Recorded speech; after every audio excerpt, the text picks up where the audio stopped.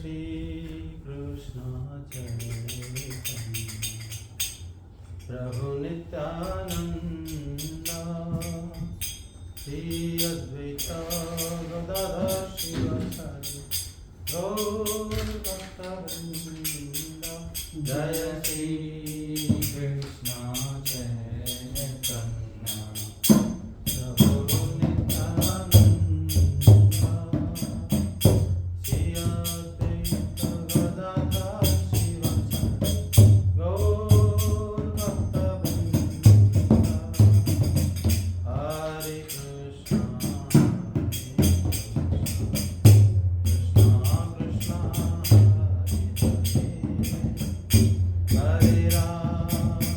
हरे राम राम राम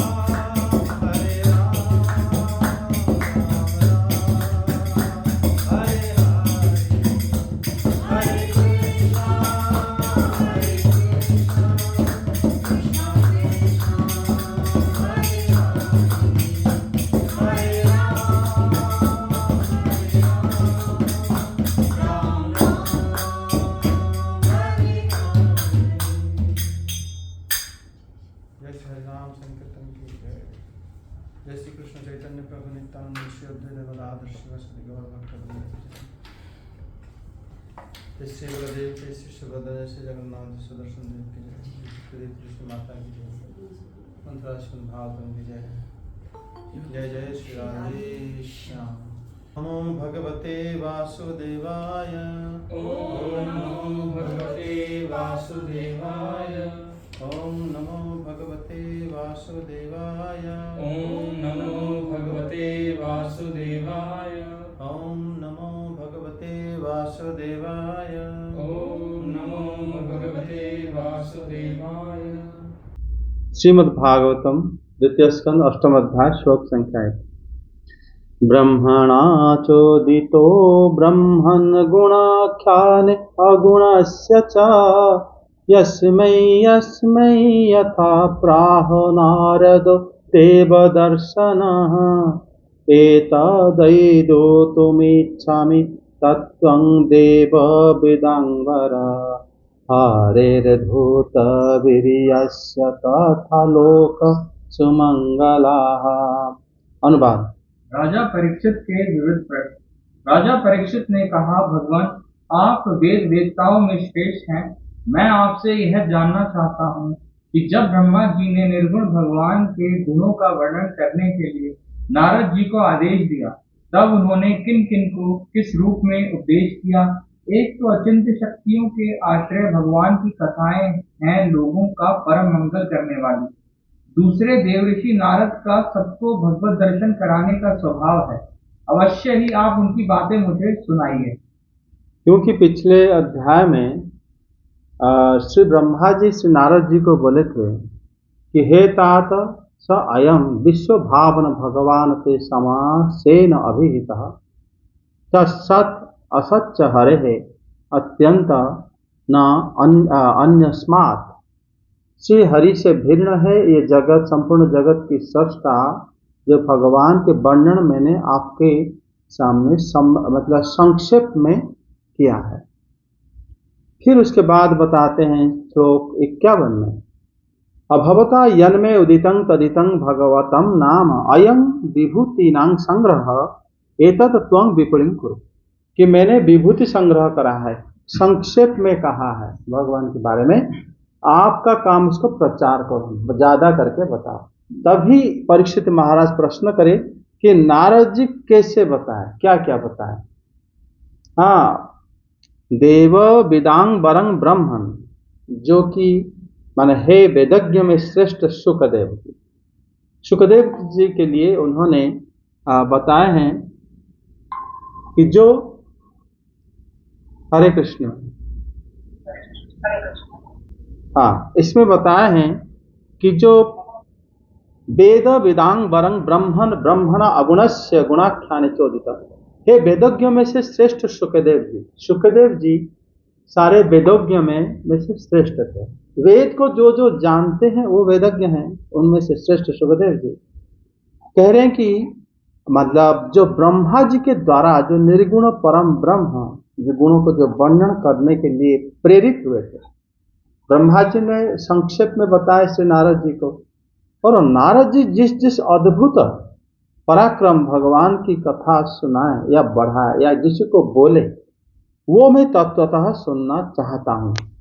मतलब यस्मई यस्मई यथा प्राह, जिन जिन को श्री नारद श्री कृष्ण के बारे में ये कथा को विस्तार करके सुनाए, उनको संपूर्ण श्री हरि की मंगलमय कथाओं को जैसे जैसे बतलाए थे, आप मुझे अद्भुत स वीर्यस्य हरे लोको सुमंगलया कथा वेदितुम इच्छामि। मतलब उसमें उन्होंने बताया कि ऐसे ही आप मुझे बताइए कि जो श्री भगवान ने ऐसे श्री नारद जी ने जैसे भगवान की कथा को लोगों को सुना है। ब्रह्मा जी उनको भागवतम को बड़े संक्षेप में बताए थे, लेकिन श्री नारद इनको काफी विस्तार करके बताए थे। प्रथम श्री नारद जी ये बात वेद व्यास जी को बताए थे। इसके अलावा श्री नारद जी जिन जिन को मिले थे, है ना, चित्रकेतु जी से मिले थे, श्री नारद जी पुरंजन उपाख्यान जैसे प्राचीन बहिष्यत को मिले थे, श्री नारद जी युधिष्ठिर महाराज से मिले थे, श्री नारद जी भक्त प्रहलाद जी से भी जो जो तथ्य श्रीमद् भागवतम में है, सब जगह में श्री नारद जी वही कथा को, भगवान की कथा को उन्होंने विपुल कुरु से मतलब ज्यादा करके बताए थे। यहाँ पर श्री नारद के लिए उन्होंने बताया है कि देव बद दर्शनम यस्य साह, कि श्री नारद जी की जो दर्शन है वो जैसे लगता है कि वो मतलब देवताओं के जैसे दर्शन या भक्तों जैसे दर्शन। नारद देव दर्शन, इनके लिए श्री परीक्षित महाराज इस शब्द का व्यवहार कर रहे हैं कि श्री नारद हो गए देव दर्शन। नारद देव दर्शन कारण क्योंकि यहाँ पर बताया गया है, जैसे देवता शब्द का अर्थ क्या है, व्युत्पत्ति क्या है? देव होता है जो देता है, और नारद जी देते हैं। और देव दर्शन यस्य सह, देववत दर्शन, वो देते हैं भगवत ज्ञान। नारद जी जो देने वाले, जिनके आदत रहता है, वो होते हैं देवता। और कृपण व्यक्ति जो होते हैं वो देवता नहीं होते, दानी होते हैं देवता। और ये श्री नारद तुरंत ही सब कुछ देने के लिए भगवान के संबंध में वो प्रदान कर देते हैं। इसीलिए श्री नारद जी यहाँ पर बताए हैं। आगे श्लोक 3।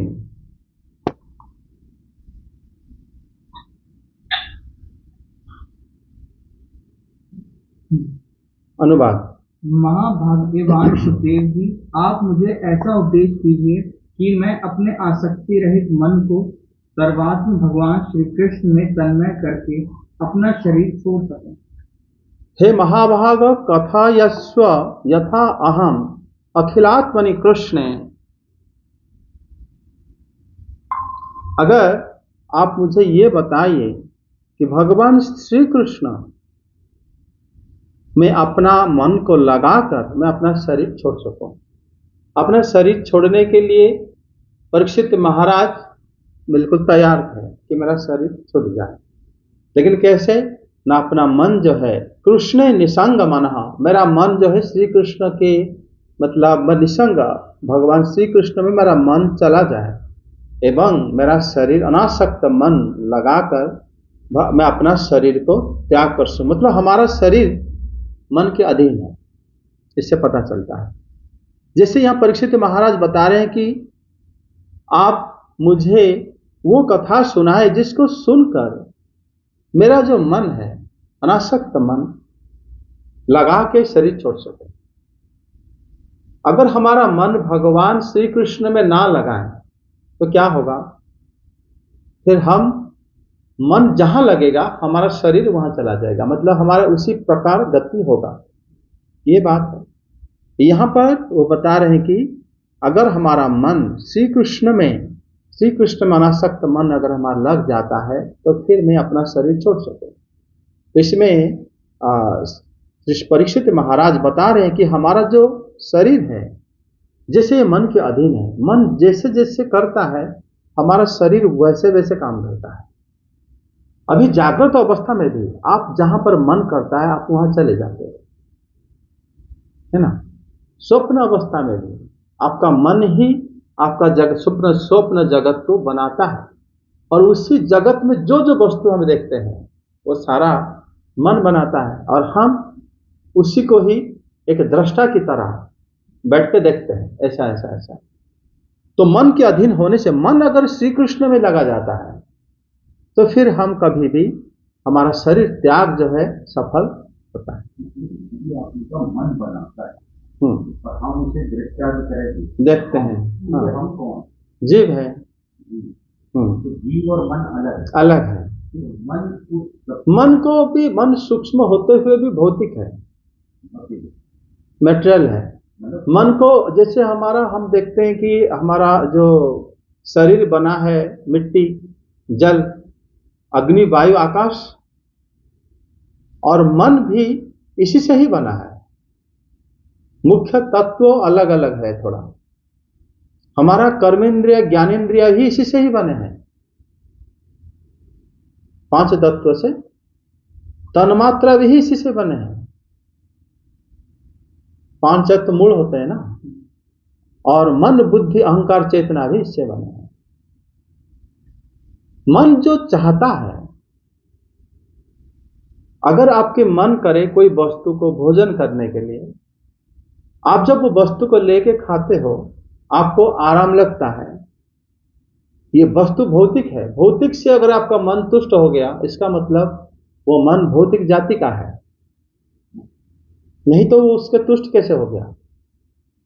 मन जब कभी कृष्ण के बारे में श्रवण करके भी तृप्त हो जाता है तो मन भी माना जाता है कि ये आध्यात्मिक के लिए भी एक कड़ी बन सकता है, अन्यथा ये आध्यात्मिक तत्व को भी समझ के हमें आनंद प्रदान कर पा रहा है।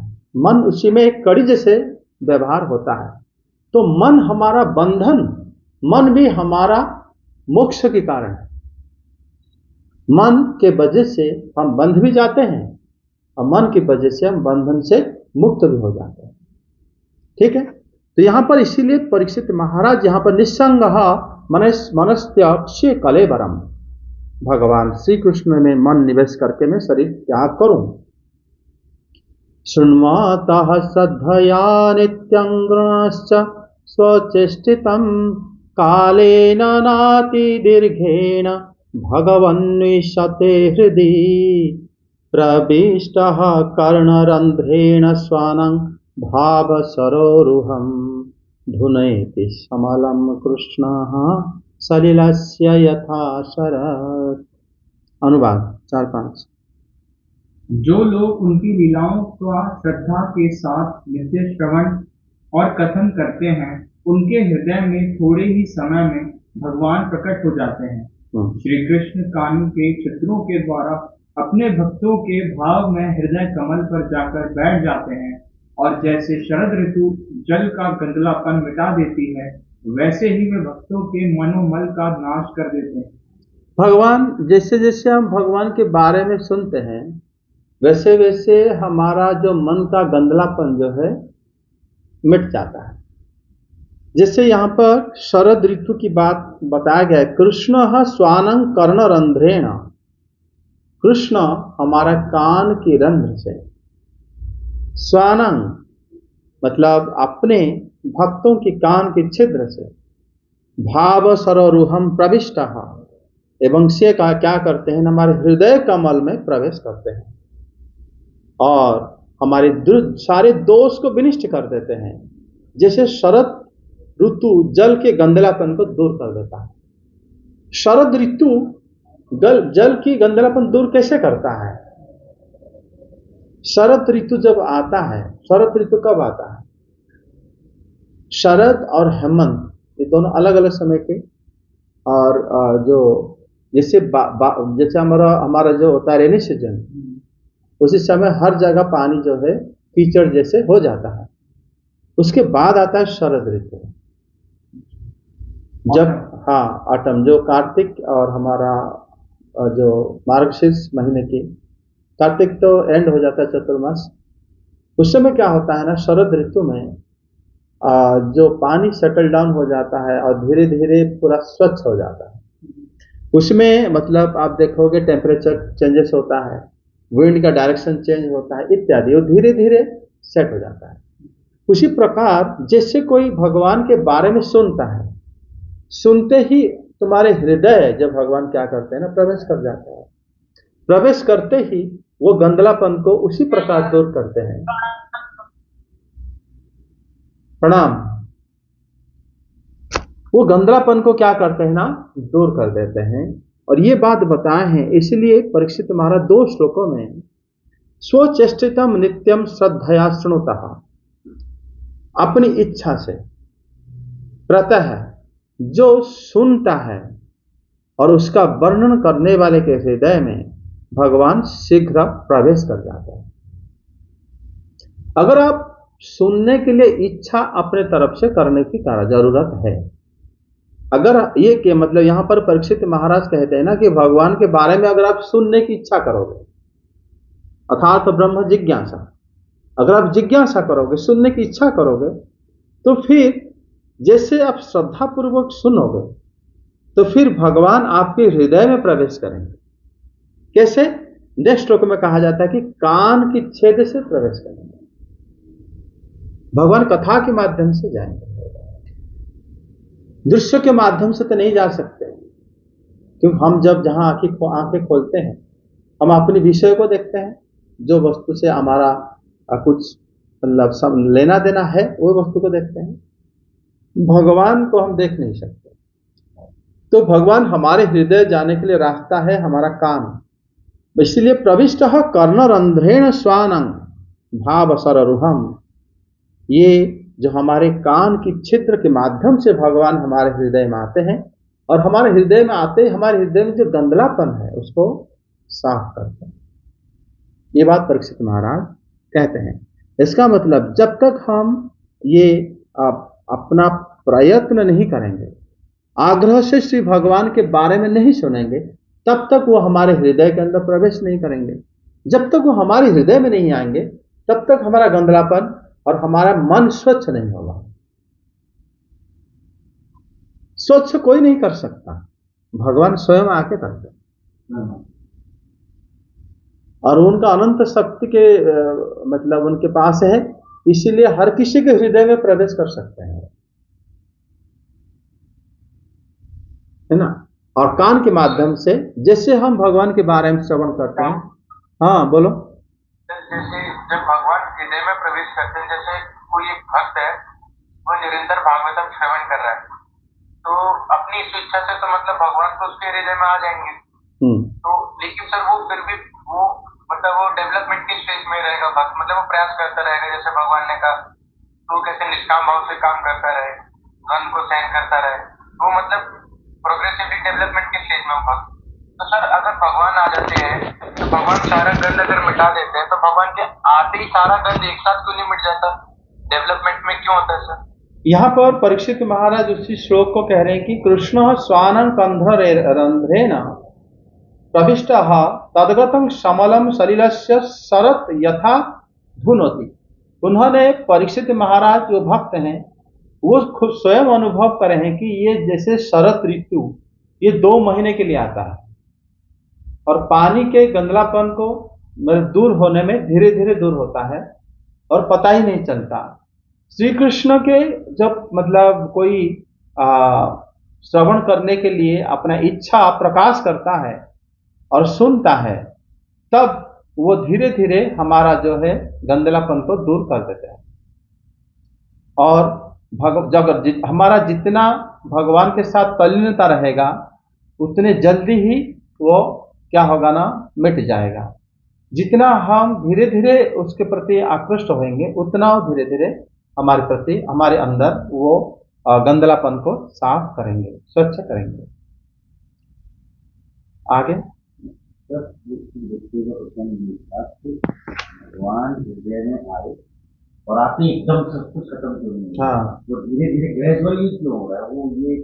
हाँ, ग्रेजुअली जो तुम प्रश्न कर रहे हो, यहाँ पर परीक्षित महाराज शरद जो यथा धुनोति कहे हैं उसमें क्या होता है ना, ग्रेजुअली ही होता है। उसका कारण ये भी है, हम अनंत जन्मों से मतलब ये माया के साथ संबंध रहने से हम तुरंत माया को छोड़ ही नहीं पाते, और हम कर्म किस प्रकार निष्काम कर्म करेंगे, कैसे हम मतलब ये जगत में अपना शरीर को निर्वाह करेंगे इत्यादि इत्यादि हमारे मन में बहुत प्रकार के संदेह रहता है। जैसे पंखा जब हम स्विच ऑफ करते हैं तब बंद होता है, लेकिन तुरंत नहीं होता।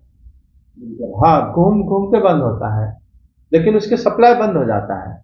उसी प्रकार ये जीव गोस्वामी बताया है कि जैसे ही हमारा कर्म हम लोग छोड़ देते हैं, भौतिक आसक्ति आदि, तब भी हमारा शरीर रहता है, और शरीर में जैसे हमारे शारीरिक क्रिया होता है वो होता रहता है, लेकिन वो पुनर्जन्म शरीर को नहीं मिलता। समझे? और इससे ये पता चलता है माया प्रबल होने से, और वो मतलब हम एक दिन में अगर हम आज श्रद्धा करते हैं फिर कल हम उनको छोड़ भी देते हैं। आज हम अच्छा लगा बैठ के भगवान के नाम कीर्तन करें, जाप करें, भागवतम श्रवण करें, कल फिर कोई किसी भी चीज में मन नहीं लगा। तो ये जो कमी भगवान की कथा में नहीं है, हमारे अंदर रहता है। इसीलिए धीरे धीरे धीरे धीरे एकदम हर डाइवर्स सिचुएशन, मतलब जितने भी डाइवर्स सिचुएशन आएगा सब जगह से वो हमें पार कर लेंगे। आगे, जिसका हृदय शुद्ध हो जाता है वह श्री कृष्ण के चरण कमलों को एक क्षण के लिए भी नहीं छोड़ता। जैसे मार्ग के समस्त क्लेशों से छूटकर घर आया हुआ पथिक अपने घर को नहीं छोड़ता। मतलब भौतात्मा पुरुष कृष्ण पाद, जब तक अंतःकरण शुद्ध अगर नहीं हुआ है श्री कृष्ण चरण को वो त्याग कर देता है। अगर आप शुद्ध अंतःकरण, शुद्ध अंतःकरण किसको कहते हैं? विराजमान भगवान तो बाद में आएंगे ना। मतलब पहले हम जैसे ही श्रवण करना शुरू करते हैं, भगवान हमारे हृदय में आते हैं, हमारा धीरे धीरे साफ होता है, फिर अंतःकरण शुद्ध हो जाता है। अंतःकरण शुद्ध का मतलब अंतःकरण से जो भगवान को ध्यान करता है, अंतःकरण से जो उनको बारे में सोचता है। अगर आपका मन नहीं है लेकिन शरीर से आप क्या कर रहे हो, सारे काम कर रहे हो, लेकिन मन किसी और में है और जगह में है। तो फिर आप अगर वो जगह भगवत जगह ना होकर कुछ और है तो फिर अंतःकरण शुद्ध है। ये कहने का मतलब। आगे, भगवान जीव का पंचभूतों के साथ कोई संबंध नहीं है, फिर भी इसका शरीर पंचभूतों से ही बनता है, तो क्या स्वभाव से ही ऐसा होता है अथवा किसी कारण है? आप इस बात का मर्म पूर्ण रीति से जानते हैं। हे ब्रह्मण, अधातुमयः यस्य देहारंभः, ये महत्वपूर्ण है। हमारा शरीर का जो आत्मा है, शरीर के साथ कोई संबंध नहीं है। आत्मा सांस लेता है, आत्मा खाता है, आत्मा पीता है। आत्मा के साथ प्राण का कोई संबंध है, प्राणवायु का। आत्मा कुछ देखता है, विषय के बारे में कहा जाएगा अगर। आत्मा दिखता तो होगा। आत्मा जो है हमारे शरीर में, आप उसका स्वरूप को कभी विचार करके देखो। वो मतलब शरीर में अगर कोई भी क्रिया ना हो तब क्यों रहता है। कोमा एक स्टेज आप जानते हैं, उसमें आत्मा रहता है कि नहीं? कोमा स्टेज में अगर आत्मा रह सकता है तो आत्मा, हम कैसे कहेंगे कि सांस नहीं चल रहा है तो आत्मा नहीं होगा?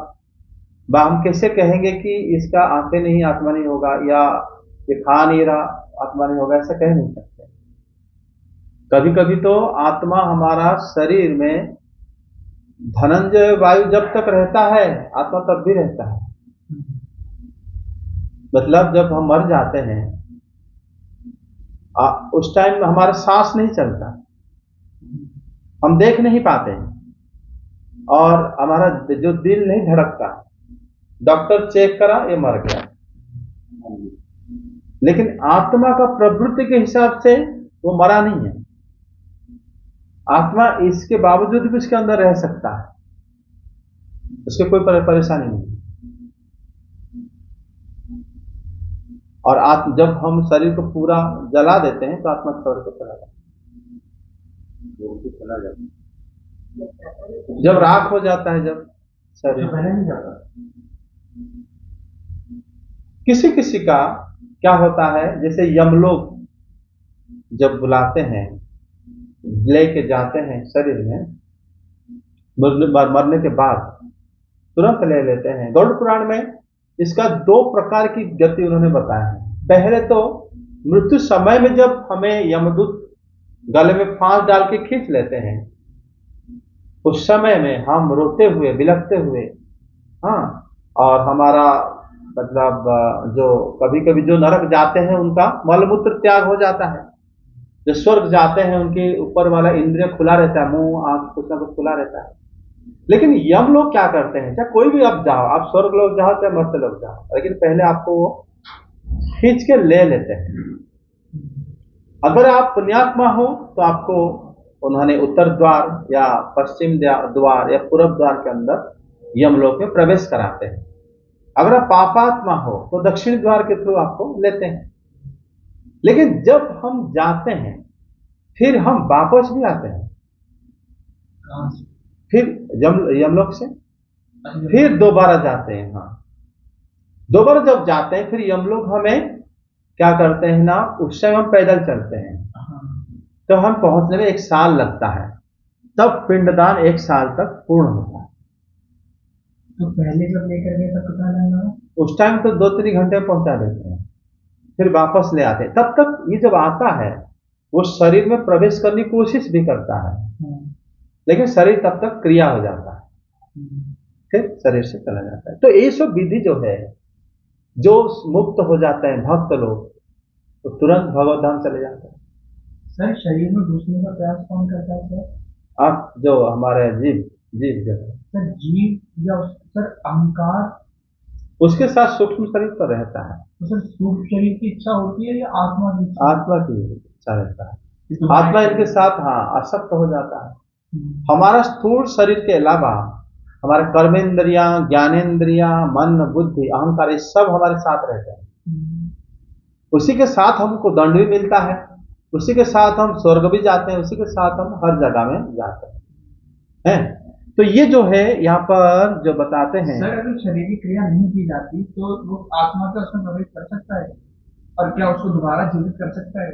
नहीं, तो फिर वो प्रयास किस लिए करता है? प्रयास से होता है कुछ नहीं, आसक्ति की वजह से प्रयास कर लेता है। उसके बाद अगर मान लो कि सुखदेव गोस्वामी पाद कहते हैं कि आत्मा का शरीर के साथ कोई संबंध नहीं है। आत्मा ना तो सोता है, ना जागता है, ना वो मरता है, ना जन्म होता है, ना वो कुछ खाता है, ना पीता है, कोई इंद्रिय का कारोबार मतलब सरोकार का आत्मा के साथ नहीं है। इसके बावजूद ये आत्मा शरीर के अंदर रहता है, और आत्मा के लिए ही शरीर बनाया जाता है। ये कैसा होता है? स्वभाव के लिए होता है या इसका किसी कारण है? आप मुझे बताइए। सर आत्मा का सर एक और स्वभाव होना आता है सर, आत्मा के अंदर आसक्ति होती है, वो किसी से आसक्त होना चाहता है। आत्मा जो है उसके साथ इच्छा शक्ति रहता है। उपनिषद कहता है इच्छा और आत्मा दोनों एक ही जगह में रहते हैं। आत्मा का पहला आवरण इच्छा होता है, तो इच्छा के बाद उसके चेतना हो गया, अहंकार हो गया, या मन हो गया, बुद्धि वगैरह कार्यकारी होते हैं। और जब भक्त कोई होता है उसका पहले इच्छा ही चला जाता है, इसलिए उसका पुनर्जन्म नहीं होता। अगर आपका कुछ इच्छा है ना, अगर आपकी इच्छा है कुछ, तो आपको उसके लिए मतलब नियम है, आपको मिलेगा वो, भले लंबा रास्ता हो, शॉर्ट रास्ता मिलता है। और इच्छा ही नहीं है आपका कुछ, तो आपका जन्म नहीं मिलेगा आपको। आपका कोई इच्छा नहीं, लेकिन ये आपका कौन? आपको जीव है, जीवात्मा है। जीव और आत्मा का दो हैं? हाँ, दो हैं, दोनों, लेकिन एक जो जानता है या एक जब हो जाते हैं फिर वो कभी भी जन्म नहीं होता। दोनों का पृथक से ही हमें माया हमें ग्रास कर लेता है। हम जब मानते हैं कि जीव और आत्मा पृथक है, आत्मा तो निर्विकार है, आत्मा मतलब परमात्मा मानते हैं उनको, लेकिन जीव आसक्त है। लेकिन जीव जो है जाति में परमात्मा की तरह है, जीव कभी मरता नहीं है, ये बात तो भगवत गीता में जानते हैं। लेकिन आत्मा जो है हमारा जीव अपने आप को मरा हुआ मानता है कि मैं मर रहा हूं आसक्ति की वजह से। और वो दुख भी, मैं पाप करा था, मैं पुण्य करा हूं, मुझे क्यों नहीं मिल रहा भोग, मैं पाप करा हूं, मुझे छोड़ दो, मुझे क्षमा कर दो, ये जीव के अंदर क्यों आता है? अज्ञानता से आता है। भाई तुम तो कुछ करा ही नहीं है, तुम तो इससे अलग हो, तुम क्यों अपने आप को कारण मान रहे हैं? इससे अलग हो जाओ, मुक्त हो जाओ। जब जीव मुक्त हो जाता है फिर उसको कोई दंड नहीं मिलता। तो सर जो आत्मा आसक्त हो गई है भौतिक विषयों से वही जीव है, और जब वो अनासक्त हो जाता है वो आत्मा, वो भगवान के साथ फिर वो एक हो जाता है। चाहे भक्ति में भी एकता ही माना जाता है उसको, क्योंकि आप भगवान से अलग नहीं है ना, उनको सेवा कर रहे हो। ऐसा नहीं कि जो ब्रह्मवादी कहते हैं कि आत्मा परमात्मा मिलन हो गए, उसमें वो मतलब उसमें जो आत्मा का पूर्ण मतलब विकसित नहीं हो पाता, वो वापस आता है तो उसे पूर्ण आनंद उसको प्राप्त नहीं हो पाता। क्योंकि भगवान जैसे, ब्रह्म जैसे अन्य अन्य क्रिया करते हैं, आत्मा जीव भी उसे क्रिया करना चाहता है। जीव मतलब जब वो मुक्त अवस्था में उसको आत्मा ही कहा जाता है, क्योंकि हम कभी नहीं कह सकते कि जीव वैकुंठ में रहते हैं, यह संभव। आत्मा है मतलब ये भक्त ही रहते हैं, वो उस जीव की गुण से मुक्त हो जाते हैं। जीव तो वो होता है जो बार बार जन्म होता है, हाँ जीव का यही होता था साथ वो। लेकिन जीव आत्मा नहीं होता, जीव तो स्वयं, जीव तो अपने आप को बंधन का कारण मानता है। जीव पापा मतलब पापी होता है, पुण्य आत्मा होता है। जीव के अंदर ये सब जो विशेषण लागू हो जाता है, आत्मा में कुछ नहीं लागू होता। लेकिन सर जीव सब परमात्मा के लिए भी होता है। हाँ, वो सब जब मान लो जीव का जब कोई कार्य करते हैं, परमात्मा के जो शब्द जो है एक दसम स्कंद में श्री नारद व्यवहार करें, एकादश स्कंद में भगवान के लिए, वो उसी श्लोक में जरूरत है। वसुदेव जी को जो मतलब शिक्षा दे रहे थे, वहां पर उन्होंने जीव बोले हैं भगवान को। भगवान को भी जीव कहा जाता है। जीव जो शब्द है वो भी भगवान के नाम, क्योंकि वो सबको जीवित कर देते हैं, उसमें जीव का अर्थ बदल जाता है। सर जैसे भगवान राम का भी नाम राजीव है, हाँ, तो सर उसका मतलब क्या वो जीवों के राजा हैं फिर? नहीं, राजीव हो गए कमल को कहते हैं, राजीव लोचन कहते हैं भगवान राम। समझ में आया? आगे भगवान जीव का पंचभूत आपने बतलाया कि भगवान की नाभि से वह कमल प्रकट हुआ जिसमें लोकों की रचना हुई। यह जीव अपने सीमित अवयवों से जैसे परिच्छिन्न है, वैसे ही आपने परमात्मा को भी सीमित अवयवों से परिच्छिन्न का वर्णन किया है। ये क्या बात है? आगे 4 श्लोक पढ़ो। जिनकी कृपा से सर्वभूत में ब्रह्मा जी प्राणियों की सृष्टि करते हैं, जिनके नाभि कमल से पैदा होने पर भी जिनकी कृपा से ही ये उनके रूप का दर्शन कर सके थे, वे संसार की स्थिति, उत्पत्ति और प्रलय के हेतु सर्वंतर्यामी और माया के स्वामी परम पुरुष परमात्मा अपनी माया का त्याग करके किस रूप से शयन करते हैं। पहले आपने बतलाया था कि विराट पुरुष के अंगों से लोक और लोकपालों की रचना हुई, और फिर यह भी बतलाया कि लोक और लोकपालों के रूप में उसके अंगों की कल्पना हुई। इन दोनों बातों का तात्पर्य क्या है? हाँ, एक देखो, ये 4 श्लोक पढ़ते हैं पहले। तो यहाँ पर परीक्षित महाराज के प्रश्न था, लास्ट में बताते हैं कि पुरुषा अवयवैहि सपालः पूर्व कल्पितः इति सुश्रमः। आपने कहा कि पुरुष के अवयवों से ही लोक की कल्पना की गई है, फिर और लोकपालों के सहित ये पूरा विराट पुरुष के अंग से ही कल्पना की गई है। मतलब यहाँ पर ये कहने का अभिप्राय क्या है? मतलब राजा जो प्रश्न है कि जिस पुरुष के अवयव से मुनि लोग की ये कल्पना करते हैं, आपने ये भी कहा कि वो पुरुष की पैर का तलवा जो है पाताल है। पहले तो कहते हो कि जो ऋषि लोग भगवान की रूप में उसको कल्पना करते हैं, रूप काल्पनिक हो गया है ना। फिर आप कहते हो कि उन्हीं भगवान की जो तलवे है वो पाताल है, नाभि अंतरिक्ष है। फिर वो भगवान जो जिनका ये तलवे पाताल है वो काल्पनिक है, या जो लोक है वो काल्पनिक है? दोनों बात उन्होंने बताया है। ये दूसरा बताते हैं कि संपूर्ण जगत की सृष्टि, स्थिति और प्रलय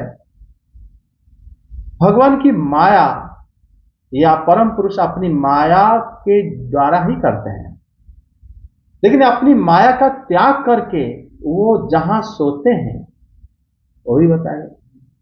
क्योंकि आप बताते हो कि भगवान जब शयन करते हैं तब उनके नाभि से कमल आया, जिससे ब्रह्मा जी सृष्टि हुए।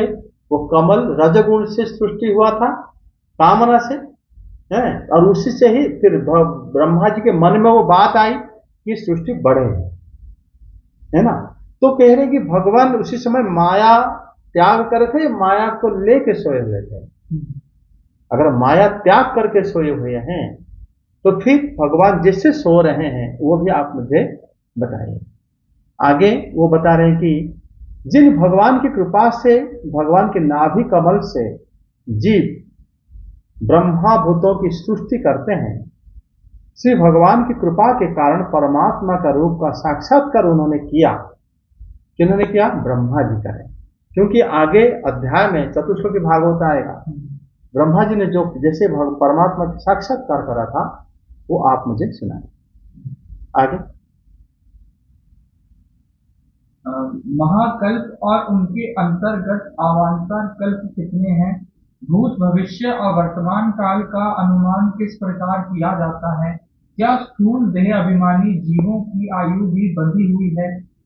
ब्राह्मण श्रेष्ठ काल की सूक्ष्म गति, त्रुटि आदि और स्थूल गति वर्ष आदि किस प्रकार से जानी जाती है, विविध कर्मों से जीवों की कितनी और कैसी गतियां होती हैं, देव मनुष्य आदि योनियां सत्व रज तम इन 3 गुणों के फल स्वरूप ही प्राप्त होती है, उनको चाहने वाले जीवों में से कौन कौन किस किस योनि को प्राप्त करने के लिए किस किस प्रकार से कौन कौन कर्म स्वीकार करते हैं, पृथ्वी पाताल दिशा आकाश ग्रह नक्षत्र पर्वत नदी समुद्र द्वीप और उनमें रहने वाले जीवों की उत्पत्ति कैसे होती है, ब्रह्मांड का परिमाण भीतर और बाहर दोनों प्रकार से बतलाइए, साथ ही महापुरुषों के चरित्र वर्णाश्रम के भेद और उनके धर्म का निरूपण कीजिए, युगों के भेद उनके परिमाण और उनके अलग अलग धर्म तथा भगवान के विभिन्न अवतारों के परम आश्चर्य में चरित्र भी बतलाइए, मनुष्यों के साधारण और विशेष धर्म कौन कौन से हैं, विभिन्न व्यवसाय वाले लोगों के राजऋषियों के और विपत्ति में पड़े हुए लोगों के धर्म का भी उपदेश कीजिए, तत्वों की संख्या कितनी है, उनके स्वरूप और लक्षण क्या हैं, भगवान की आराधना की और अध्यात्म योग की विधि क्या है, योगेश्वरों को क्या क्या ऐश्वर्य प्राप्त होते हैं तथा अंत में उन्हें कौन सी गति मिलती है, योगियों का लिंग शरीर किस प्रकार भंग होता है, वेद उपवेद धर्मशास्त्र इतिहास और पुराणों का स्वरूप एवं तात्पर्य क्या है, समस्त प्राणियों की उत्पत्ति स्थिति और प्रलय कैसे होता है, बावली कुआं खुदवाना आदि स्मार्त यज्ञ याग आदि वैदिक एवं काम्य कर्मों की तथा अर्थ धर्म काम के साधनों की विधि क्या है, प्रलय के समय जो जीव प्रकृति में लीन रहते हैं उनकी उत्पत्ति कैसे होती है, पाखंड की उत्पत्ति कैसे होती है, आत्म के बंधन मोक्ष का स्वरूप क्या है और वह अपने स्वरूप में किस प्रकार स्थित होता है। हाँ, इतना रखो। इसमें जो 22 तक श्लोक करा ना, इसमें तुमने शुरू करा कि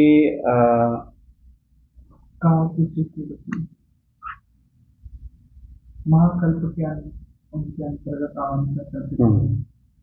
मतलब ये बताया जब जितने भी कल्प तथा उनके अवान्तर भेद हैं वो हमें बताइए, जैसे भूत भविष्यत और जो वर्तमान शब्द का काल विषय बनाता है उसे बताइए। आज अभी जो समय में इसको वर्तमान काल कहते हैं, जो बीत गया उसको क्या कहते हैं, भूतकाल, जो आने वाला है वो हो गया भविष्य काल। ये काल का जो आप बोलते बोलते भी तो काल अतीत हो गया, फिर आप वर्तमान किसको कहोगे। हाँ,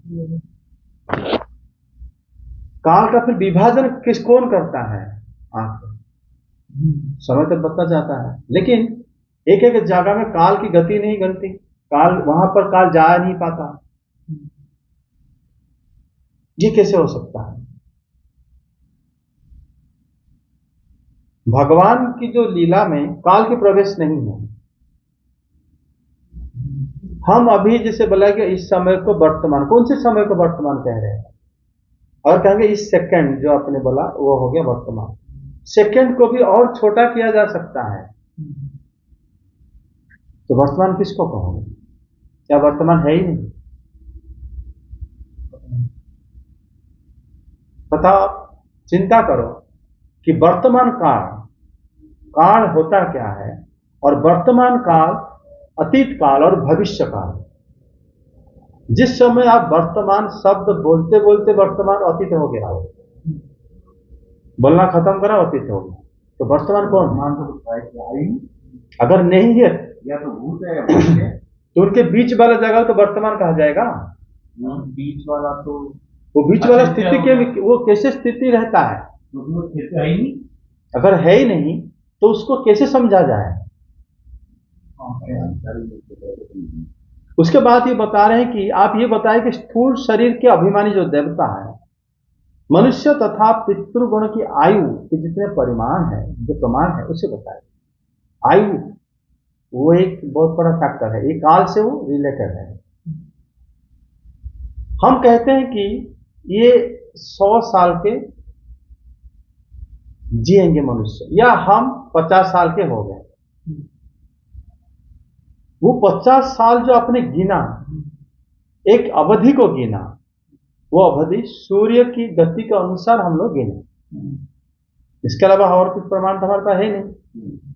सूर्य की गति, चंद्रमा की गति से हमारे ज्योतिष शास्त्र आपने पढ़ा है, आपने जानते होंगे। बृहस्पति की गति, तीनों अगर एक समय में पुष्य नक्षत्र में आते हैं तो सत्ययुग होता है, समझे।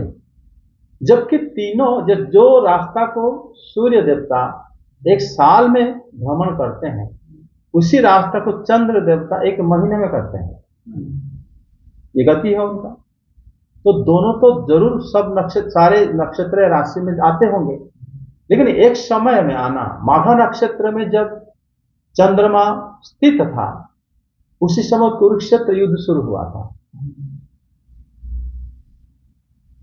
कुरुक्षेत्र युद्ध जब हुआ, उससे पहले आपको पता है कि तिथि क्षय हो जाता है चंद्रमा की, कभी कभी मतलब 15 दिन का 13 दिन, 12 दिन, मतलब 13 दिन का 14 दिन होता है, या तो 16 दिन हो जाता है।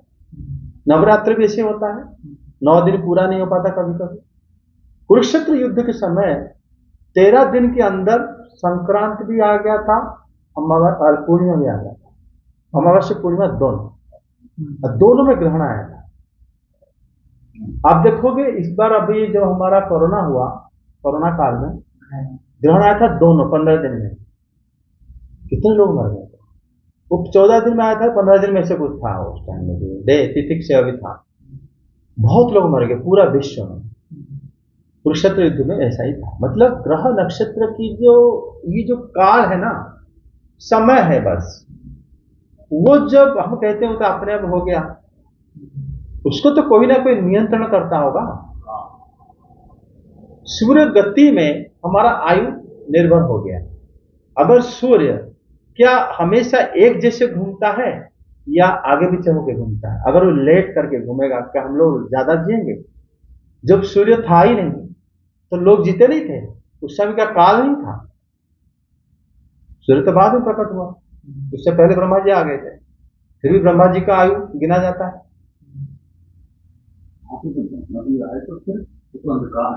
हाँ, नहीं, उससे पहले ब्रह्मा जी, उनके प्रकाश जो है उनके शरीर में जो आया था वो भगवान प्रदान कर दिए थे, और जो कमल फूल भी वो भी प्रकाशित था, उससे पहले अंधेरा था।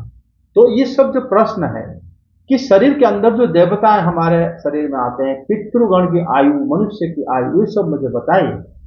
फिर काल की जो सूक्ष्म गति, स्थूल वर्ष की गति, ये बताइए। देखो, हम कहेंगे कि एक सेकंड से तुलना करके हम एक मिनट बताएं, लेकिन एक सेकंड से भी तुलना करके हम और छोटे छोटे गणना भी कर सकते हैं, है ना। उससे भी इसका मतलब तुम एक नापदंड लेके कर रहे हैं। अगर वो वाला अवधि बदल जाएगा तो तुम्हारा सारा कैलकुलेशन बदल जाएगा, नहीं? हमारा समय एक किसी के ऊपर निर्भर है। पहले जब पता है ना, 1 घंटे में जैसे सूर्य उदय अस्त, क्या यह प्रत्यय एक समय में होता है? कम ज्यादा होता है। फिर इसके अंदर काल को हम गणना करके, तो ज्योतिष शास्त्र उसी के ऊपर टिका हुआ है। ये इसका परिमाण इतना है, इतना दिन में ये दशा आएगा, ये दशा अगर पहले से डिफेक्टिव है, कि अगर मान लो काल किसी और, कोई और उसको परिचालना कर रहा है या किसी और के अधीन वो रहता है, तो हम कैसे कहेंगे कि काल जो है, और काल की जो वर्तमान कौन सा है, अतीत कौन सा है, हाँ, और भविष्य कौन सा है, फिर आयु, परमायु, काल की सूक्ष्म गति। सूक्ष्म गति में क्या होता है? कर्म की जितनी तथा जिस प्रकार गतियां होती है सब मुझे बताए। कर्म के साथ काल का भी समावेश होता है, समझे? कर्म के बिना हम काल को शायद समझ नहीं पाए। अगर आप, जैसे पहले होता था ना, एक बर्तन को पानी में रख देते थे छेद में, जब वो बर्तन डूब जाता था तो 1 घंटा होता था, एक दंड होता था, ऐसे नियम था। तो आपने जो काम करा वो कर्म नहीं हो गया, तो कर्म के हिसाब से समय को आपने नापा है।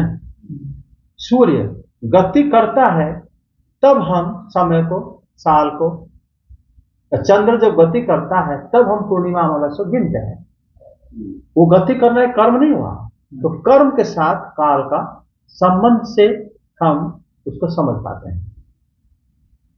जहां पर कर्म ही नहीं है, कोई किसी प्रकार कर्म नहीं, क्या काल उस समय विद्यमान था या नहीं था?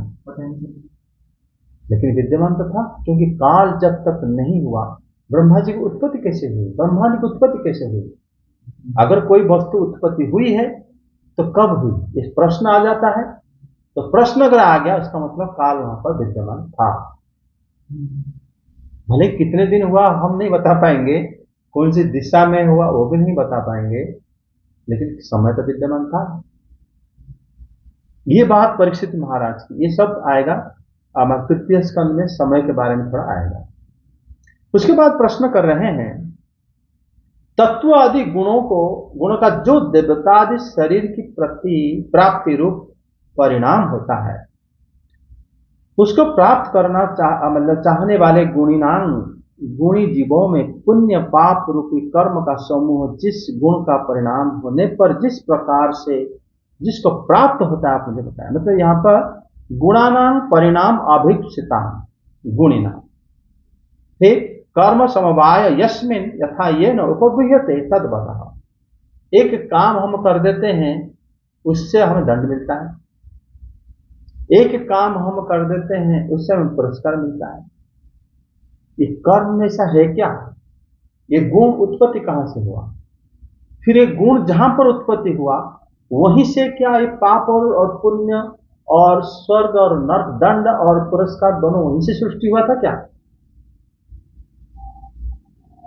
ये प्रश्न है उनका कि क्योंकि एक विशेष प्रकार के कर्म अगर आप करते हो तो आपको दंड मिलता है, एक विशेष प्रकार के कर्म में आपको पुरस्कार मिलता है। तो वो जो विशेष प्रकार के कर्म आपने करा कहां से सीखा? अगर वो गुण का उपज है, वो गुण जो सृष्टि जिन्होंने करा है उसी समय पुरस्कार और दंड को उन्होंने तब से बना दिया, ऐसे समझ लेना चाहिए। पृथ्वी, आकाश, दिशा और पाताल, ग्रह, नक्षत्र, पर्वत, नदी, समुद्र, द्वीप तथा उनमें रहने वाले जीवों की उत्पत्ति कैसे हो, जैसे होती है आप बताइए। जीव सर्वगता सब जगह में रह सकता है। पृथ्वी में है जीव, हम देखते हैं, पाताल में जीव है, दिशा जो दिशा है वहां पर भी जीव है, दिक्पाल रहते हैं दिशाओं में। तो सोचो कि दिशा, पता है दिशा अभी तो है, लेकिन दिशा को शिव जी नष्ट कर देते हैं प्रलय के समय, ताकि किसी को पता भी ना चले कौन सा दिशा कहां है। दिक्पालों को हटा दो तो दिशा नष्ट। सूर्यदेव तो उससे पहले उगना मतलब बंद कर देते हैं। हाँ, रेफरेंस नहीं होगा, रेफरेंस जब नहीं होगा तब कैसे पता चलेगा कौन सी दिशा है? समाप्त करने का ये भी तरीका है। हाँ, सूर्य विलुप्त होने पर भी दिक्पाल रहते हैं, ठीक है, अष्ट दिक्पाल रहते हैं 8 दिशाओं में, और ऊर्ध्व अर्ध ये नीचा है ऊपर है, और 8 दिशा है ना, हमारे पूर्व पश्चिम उत्तर दक्षिण, और नैऋत्य वायु अग्नि, और हमारी ईशान, ये जो 8 और 10 दिशा है, 10 दिशा के अगर दिग्पालों को हटा दो तो आप ये भी नहीं बता पाओगे कि नीचे कौन सा है ऊपर कौन सा है। आप पूर्व पश्चिम तो बात का अलग बात है, ऊर्ध्व अर्ध में नहीं बता पाओगे, समझे कि नहीं? जैसे रॉकेट में जब लोग जाते हैं, हाँ सर, जैसे जब भगवान शिव प्रलय करते तो वो भी कब किया, वो भी वहां पे काल आ जाता है सर? हाँ, काल तो वहां तक रहता है, प्रलय के बाद काल का नहीं तो रहता। सर वो तो महाकाल है सर, तो हाँ, काल उनके अधीन है। जैसे आप देखोगे प्रलय हमारा प्रकार की प्रलय है, आत्यंतिक प्रलय है जो नित्य प्रलय वगैरह काल के अधीन में होता है। क्योंकि प्रलय में होने पर भी कुछ लोग रहते हैं, ब्रह्मा जी रहते हैं, सो जाते हैं, फिर ब्रह्मा जी उठते हैं, मतलब उनका क्या अवधि है, उसका हिसाब कौन रखता है? मतलब काल रहता है, उस समय विद्यमान रहता है। भगवान जब जब ब्रह्मा जी की आयु समाप्त हो जाती है, फिर सृष्टि कब हो पता नहीं, उसी समय काल विलुप्त हो जाता है, कोई नहीं रहता है यहाँ पर। तो फिर मनुष्य के जीवात्मा को जो सर महाद्वीप को महाकाल क्यों कहते हैं? महाद्वीप, सर महाद्वीप को महादेव, हाँ वो महाकाल है ना भगवान, क्योंकि वो काल जो है उन्हीं के अधीन है, काल उनसे परे नहीं है। और भगवान शिव स्वयं ही काल स्वरूप है, वही काल है। और महाकाल, उसमें महान काल, महान शब्द से मतलब उनको महाकाल कहा जाता है, महान शब्द का उनको एडजेक्टिव यूज किया जाता है। और ये समझ में आ गया। तो उसके बाद बता रहे हैं कि सब जगह में जीव कैसे उत्पत्ति होते हैं, समुद्र में, नदी में, और वो सब उत्पत्ति होता है, उसके अंदर जीव उत्पत्ति होते हैं। भीतर तथा बाहर दोनों प्रकार के भेद पूर्वक ब्रह्मांड के प्रमाण को, महापुरुषों के चरित्र को तथा वर्ण आश्रम को, यहां पर बहुत सारे 3-4 क्वेश्चन पूछ लिए। पहला तो हो गया जो ब्रह्मांड जहां पर हम लोग रहते हैं ये कितने बड़ा है, देश जिसको कहते हैं, इसका कोई अंत है? आप कह दोगे कि ये इतना बाद खत्म हो गया है ना? आपका जो मन है, आप क्या इसको मन में आप दौड़ा उसको आगे आगे आगे, कहीं जाएगा कि यही छोड़ तक, उसके बाद आगे नहीं? ऐसा तो हो ही नहीं सकता। देश मतलब ऊपर की तरफ कितना है वो भी असीम है, नीचे की तरफ भी सारे दिशाओं में ये। लेकिन पूछते हैं अगर ऐसे असीम है फिर भी ब्रह्मांड अंदर से फिर बाहर से, बाहर भी तो विद्यमान होगा, वो कितना दूर तक है ज्ञान, वो आप मुझे बताएं। महापुरुषों के चरित्र और वर्ण आश्रम का भेद और उसमें धर्म, अनेक धर्म को भी आप मुझे बताइए। युगों का भेद कैसे पता चलेगा? जैसे अभी कह रहे थे कि जैसे पुष्य नक्षत्र में बृहस्पति, गुरु, चंद्रमा, सूर्य तो एक समय में अगर प्रवेश करें, एक समय में प्रवेश तो करते हैं, जैसे कर्क राशि में हर 12 साल में ये तीनों प्रवेश करते हैं, लेकिन अलग अलग समय प्रवेश करते हैं, एक साथ नहीं करते। एक साथ एक क्षण अगर प्रवेश हो गए सत्ययुग आ जाएगा। तो सर मतलब एक साथ प्रवेश होने में 48 लाख साल है, 48 लाख साल में साइकिल साइकिल बाद होता है, सबका एलसीएम अलग अलग हो जाएगा ना, तीनों का स्पीड है ना। तो इसमें जो बताया जाता है कि ये जो युग का भेद कैसे करेंगे, कैसे पता चलेगा आज सत्ययुग हुआ, आज कलयुग चल रहा है, भेद कैसे करते हैं? ग्रह नक्षत्र के हिसाब से, उसी हिसाब से लोग ज्यादा उनके जो हमारे जो पूरे आयु तो है, हमारे संसार की जो सारे अवस्थिति बदल जाता है। सत्ययुग में ये जो इंफ्रास्ट्रक्चर है ये रह सकता है, लेकिन लोगों का मनोवृत्ति, उनके कार्यकलाप से बदल जाएगा सत्ययुग में। तो उसके बाद बताते हैं कि युगों का भेद, प्रत्येक युगों में अलग अलग धर्म, क्यों और कैसे? श्री हरि के जो अत्यंत आश्चर्यमय अवतार, भगवान के अवतार जो है आश्चर्यतमम अवतार अनुचरितम, भगवान के अवतार बड़ा आश्चर्य होता है। एक एक अवतार में भगवान क्या करते कोई नहीं समझ पाता। अवतार भगवान क्यों लिए, बहुत मतलब ब्रह्मा जी आदि वो भी हार मान लेते हैं, लेकिन वो भगवान को प्रार्थना करते हैं। मनुष्य के वर्ण एवं आश्रम के अनुसार साधारण और विशेष धर्म कौन सा है? मनुष्य जो आप जो धर्म करते हो, जो कर्म करते हो, वो कर्म एक साधारण कर्म भी है, एक विशेष कर्म भी है। कभी कभी आपात समय में आप धर्म अलग कर लेते हो। आपात धर्म क्या है?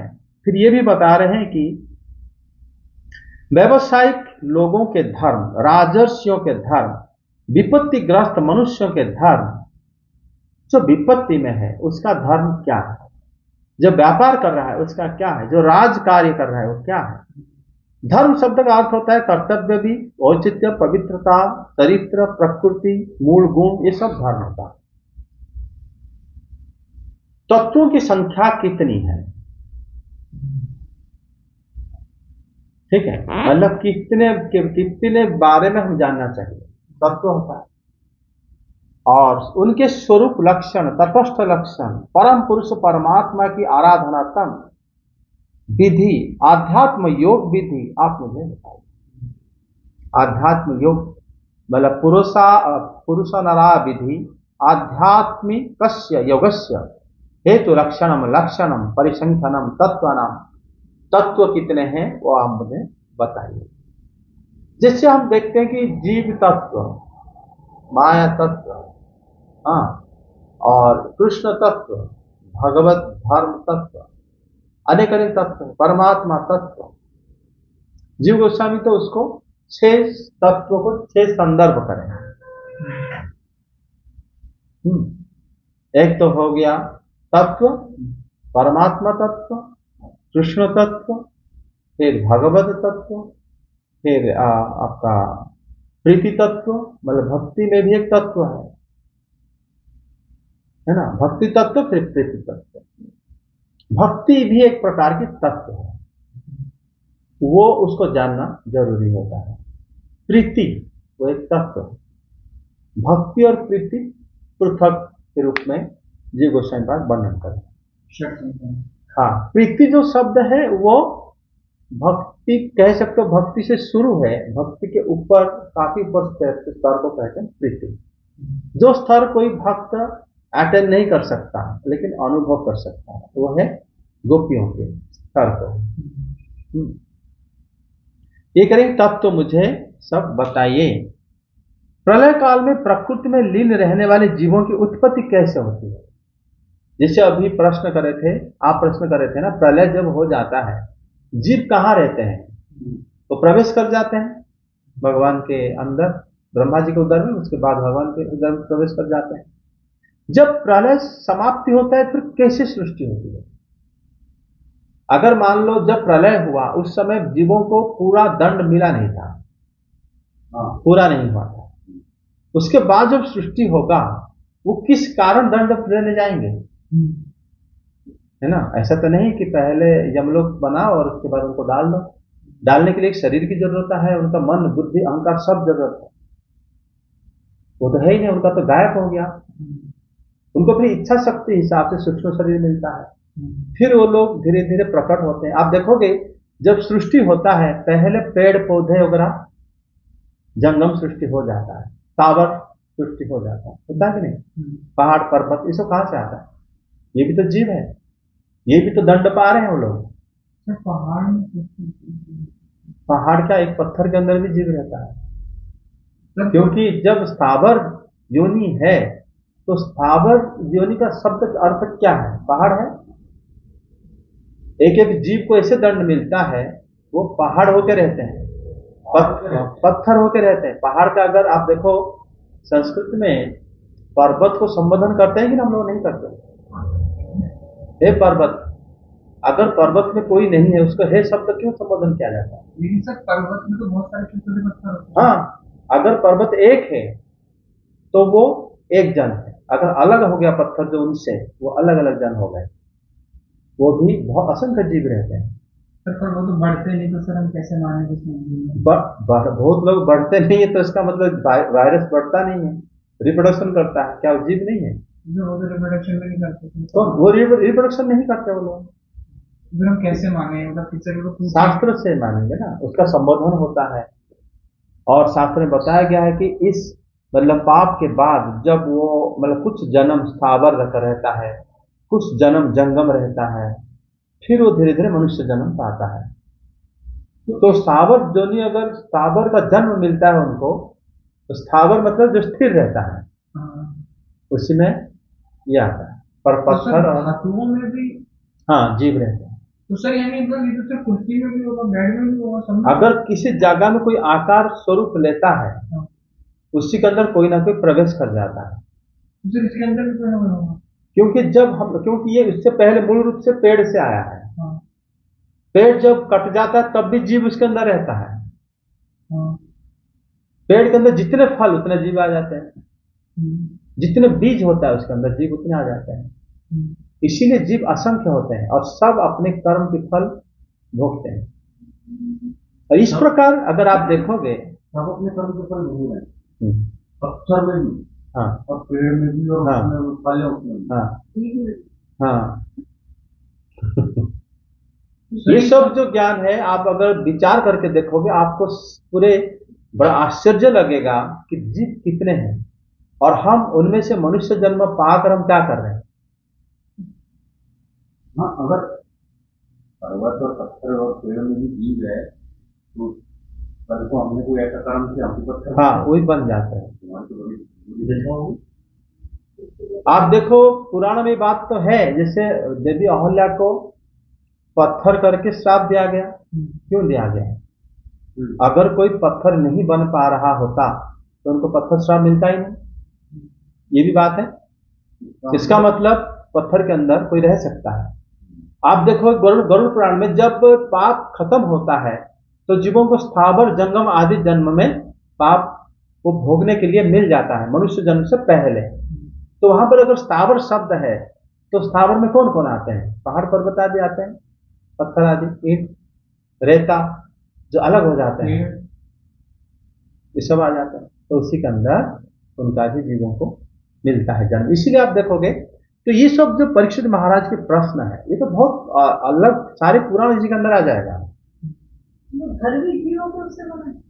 मतलब जो चीज आप कोई चीज बन जाता है, हम वास्तु पुरुष करके हम घर को पूजा करते हैं कि एक पुरुष है, जितने घर उतना पुरुष है। हम लोग करेंगे वास्तु पूजा तो हुआ होगा, नीचे जब बना होगा नहीं करेंगे। हमें पता ही नहीं। ब्राह्मण के घर में वास्तु पूजा तो हुआ होगा। देश में देश में घर प्रतिष्ठा जब होता है उस समय तो पूजा किया गया होगा देश में। अरे यहाँ तो पता मैंने खुद ही किया था जब भी किया। अच्छा आपने करा था? हाँ, पंडित जी को बुला के तो कोई आ ही नहीं रहा। पूजा करवाई थी, फिर मैंने कर रखा था गोवर्धन की परिक्रमा करूंगी। अच्छा। गोवर्धन की परिक्रमा करी थी, उसके बाद फिर पूजा कथा करवाई थी, फिर मैंने पंडित जी को दान था। जो वो तो हमारे क्या होता है ना, पूर्व जन्म के संस्कार हमें ऐसे इतना मिलता है, मनुष्य जन्म हम पाके फिर हम लोग भगवान के शरण के प्रति हम आ जाते हैं। हम अपने पूर्व जन्म की कर्म अधूरा रहता है तो वो फिर पूरा पूर्ति करने के समय आ जाता है। फिर लेकिन ये जन्म बहुत कम दिन के लिए मिला है, ये भी तो है। फिर हम भी इनमें से एक बन जाते हैं हम अपने कर्म के हिसाब से। लेकिन जब भक्त क्या करता है ना, सब समझने के बाद वो जब भक्ति भगवान से करते करते समय अपने आप को सब जगह में देखता है कि मैं ही ऐसे हो सकता हूं और मैं आज ये शरीर जो है मुझे मिला है सिर्फ उन्हीं के स्मरण करने के लिए मिला है और मैं उनसे पृथक भी नहीं हूं। हम पृथक है क्या इन लोगों से? मतलब पहाड़ों से, पर्वतों से, वृक्ष से, पशु से, पक्षी से हम पृथक नहीं है। हम भी कभी वो सब जन्म लेके आए होंगे। सर मजे की बात तो यह सर हमारी बॉडी का एक एक सेल जीव होता है। हाँ है हर जगह और जीव हम वो रहते भी हैं। बन सकते थे। हाँ बन सकते थे। सर तो बहुत ही मतलब असंख्य अनिमेजिनेबल हो जीव है, गया। असंख्य जीव है। एक बाल में भी आपका उसमें एक सेल रहता है। हाँ एक क्यों बहुत रहते हैं, टिश्यू बहुत रहता है अनगिनत। हर एक टिश्यू के अंदर बहुत सारे सेल हैं और हर एक सेल के अंदर का जो माइटोकॉन्ड्रिया है जो कि सेल को खाना वगैरह, इंडिपेंडेंट बॉडी है वो, उसके अंदर एक जीवात्मा रहता है। तब अंदाजा लगाओ जीव पूरा कितने जीव हैं दुनिया में। ये तो बायोलॉजिकल है, लेकिन बायोलॉजी यहाँ फेल हो जाता है कि एक पर्वत के अंदर जीव कैसे रहेगा, लेकिन वहां पर भी है। एक पत्ते के अंदर कितने सारे जीव रहते होंगे। इसीलिए आप अंदाजा लगाओ कि हम कितने भाग्यशाली हैं और हम उसको क्या करते हैं, हम एक आइडेंटिटी है। जीव हम जो कहते हैं बहुत जनसंख्या, कोई जनसंख्या बहुत नहीं, जितना जीव है अगर सबको मनुष्य रूप मिल जाए तो कितने मनुष्य हो जाएंगे? पृथ्वी का पूरे ब्रह्मांड में जगह, ब्रह्मांड फिर यही कहा जाता है जितने जीव हैं उतने ब्रह्मांड भी है। अर्थात अगर जीवों को गिन नहीं सकते, ब्रह्मांड को भी आप गिन नहीं सकते। जबकि एक ब्रह्मांड के अंदर बहुत जीव रह सकते हैं। उसमें असंख्य जीव, ब्रह्मांड में जैसे आप जानते हो ना, एक रियल नंबर लाइन में 0 और 1 के बीच कितने संख्या रह सकते हैं? पूरे रियल नंबर लाइन में कितना संख्या रह सकते हैं? वो दोनों बराबर कहा जाता है, जबकि देखने में छोटा है, बड़ा है। ये सर, ये तो माया का बहुत अच्छा प्रदर्शन हो गया। बहुत अच्छा प्रदर्शन है, माया है, इसको कोई नहीं कह सकता। इनफाइनाइट है, इधर भी इनफाइनाइट है। आगे वो प्रश्न ये पूछ रहे थे इसमें कि श्री भगवान परम सत्य आत्मतंत्र भगवान आत्म माया यथा विक्रीडति, भगवान अपनी परम स्वतंत्र है, जिस तरह अपनी माया से क्रीड़ा करते हैं तथा माया को छोड़कर जिस तरह साक्षी के समान उदासीन हो जाते हैं। आप मुझे बताइए, तो भगवान खेलते हैं, क्रीड़ा करते हैं, फिर उदासीन भी हो जाते हैं, कैसे? हमारे शरीर में भगवान क्या करते हैं, जो उनके उपस्थिति के वजह से हम सब कुछ कर पाते हैं, देख पाते हैं, सुन पाते हैं, कर पाते हैं, सब कुछ करते हैं। लेकिन जब हमारा कुछ, जब हम लोग मर जाते हैं या हम सुषुप्त अवस्था में रहते हैं, हमारा साक्षी वही रहते हैं। जब प्रलय हो जाता है, पूरी दुनिया में कोई नहीं, हम भगवान के अंदर रहते हैं। हाँ, उनके गर्भ, ब्रह्मा जी के गर्भ, ब्रह्मा जी भगवान के गर्भ में चले जाते हैं। जब हम उनके अंदर रहते हैं, हमारा जो क्या इच्छा था उसका विटनेस कौन रहता है? भगवान रहते हैं। और किसी के लिए दूसरे, सबका साक्षी वही रहते हैं। उसी समय वो क्रीड़ा नहीं करते, उदासीन हो जाते हैं, निरपेक्ष हो जाते हैं कि इन्होंने ये करा था, इसीलिए तो किसी किसी लोगों को दंड मिलता है। उसी समय भगवान पक्षपाती नहीं, उदासीन हो जाते हैं, साक्षी हो जाते हैं। बाकी सब माया से खेलते हैं। माया से खेलने का मतलब हो जाता है कि खेल शब्द का अर्थ क्या होता है? जिसमें दो लोग तो हो, लेकिन खेल शब्द का जो, खेल का जो मतलब एम क्या है? आनंद लेना और जीतना हारना, यह होता है खेल में, है ना? खेल जो माया के साथ जो भगवान खेलते हैं, और एक बात होता है, खेल जो होता है वो रियल नहीं होता है। खेल जो आप खेलते हो वो रियल होता है क्या? आप चलो हम थोड़ा खेलते हैं, टाइम पास करते हैं। भगवान जब खेलते हैं, यहाँ पर जो परीक्षित महाराज विक्रीडति शब्द व्यवहार करे हैं, वो माया के साथ भगवान, माया हमेशा निरस्त हो जाती है भगवान के सामने। माया बहुत तिकड़म चलाती है और हमेशा निरस्त हो जाती है भगवान के सामने। माया जिसे कहते हैं ना, सदा निरस्त कुहुकम सत्यम परम धीमहि, माया निरस्त हो जाती है। अब भगवान जो ये जगत बनाए हैं, ये रियल नहीं है। माया के साथ ये जीव को बनाए, जीव के अंदर इतने सारे इच्छाएं, इतने सारे लोग, उसके सामने वस्तुएं रखने के बाद जीव उसके प्रति आसक्त होता है। अपने मतलब खुद जीव स्वयं अमर होने पर भी वो खुद सोचता है कि मर जाऊंगा, डर जाता है। ये सब माया नहीं तो क्या है? भक्त को माया भी बहुत परीक्षा लेती है, लेकिन वो जीत जाता है। भगवान कहते हैं मेरी भक्ति के सामने माया कभी आगे नहीं आती। ये खेल नहीं तो क्या है? अभक्त जो है वो कितना भी तिकड़म करे, माया से बचने के लिए नहीं बच पाता। ये खेल नहीं तो क्या है? लेकिन दोनों अंतर्गतवा उनका कुछ नहीं हुआ है। जीव का क्या नष्ट होगा? कुछ नहीं हुआ।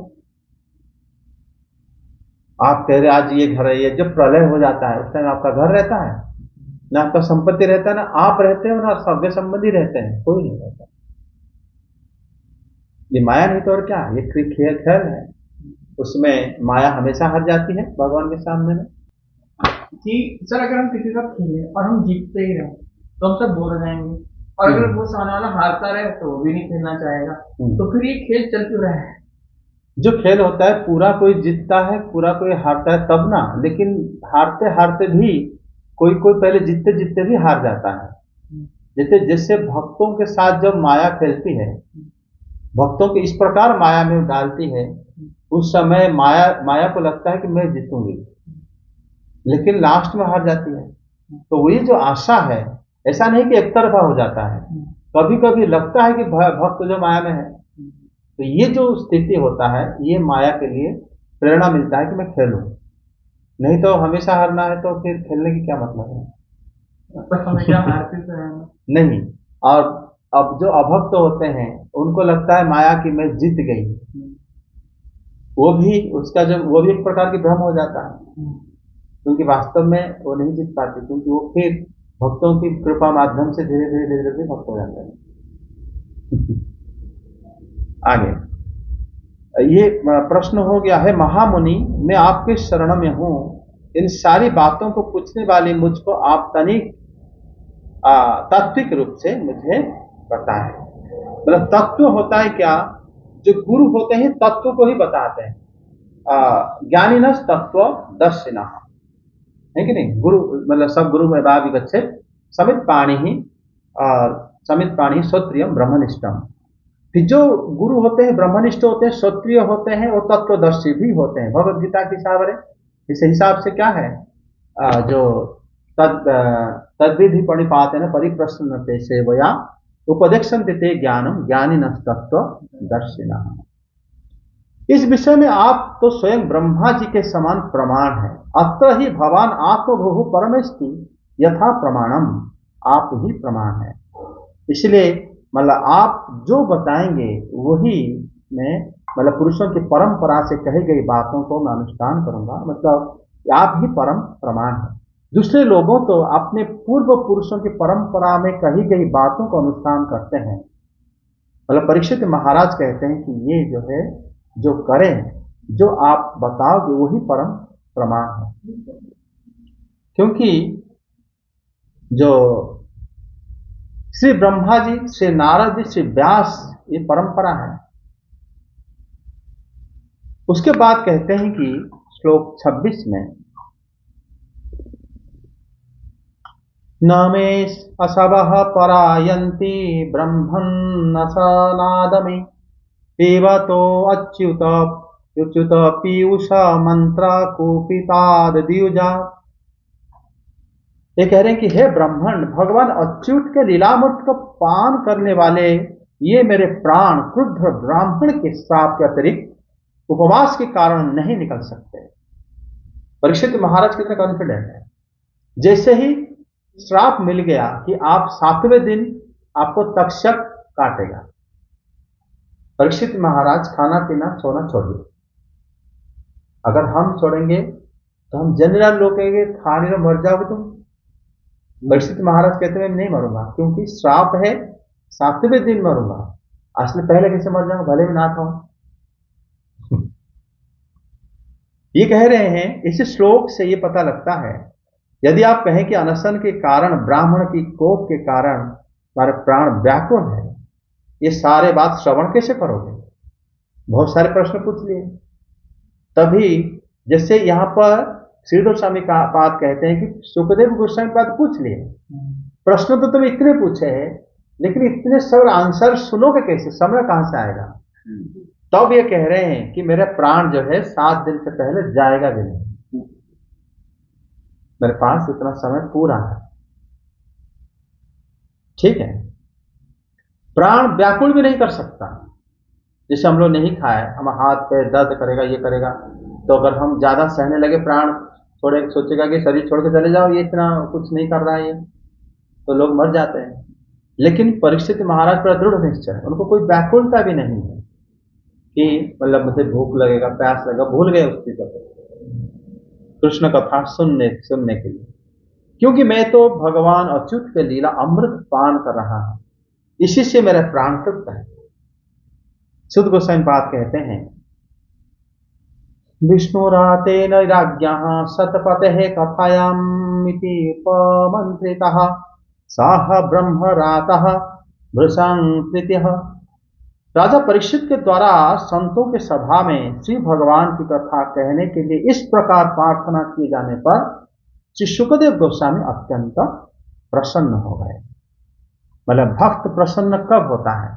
जब कृष्ण के बारे में कुछ वार्ता होती है या उनको कुछ मिलता है, तो उनको उसी समय जो भक्त होते हैं वही प्रसन्न होते हैं। और ये सुखदेव गोस्वामी पाद परम प्रसन्न हो गए, क्योंकि वो मतलब संसार के जो सर्वोत्तम स्वामी, प्रणाम, जय जगन्नाथ, श्री भगवान की कथा इस सभा में सुनाए, तो यह सुनकर सुखदेव गोस्वामी अत्यंत प्रसन्न हो गए।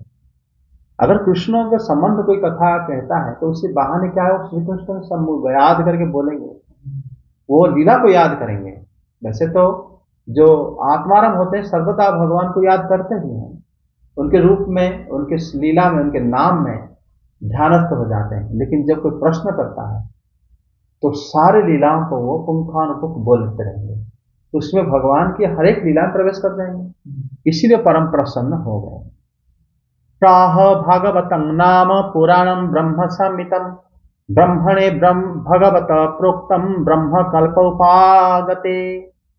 ब्रह्म कल्प के प्रारंभ में ब्रह्मा जी को श्री भगवान ने जिस वेद तुल्य भागवत पुराण को सुनाया था, उसी को मैं तुम्हें सुना रहा। मतलब पहले वो बताते हैं कि सृष्टि के प्रारंभ में श्री भगवान ब्रह्मा जी को भागवत पुराण सुनाया था।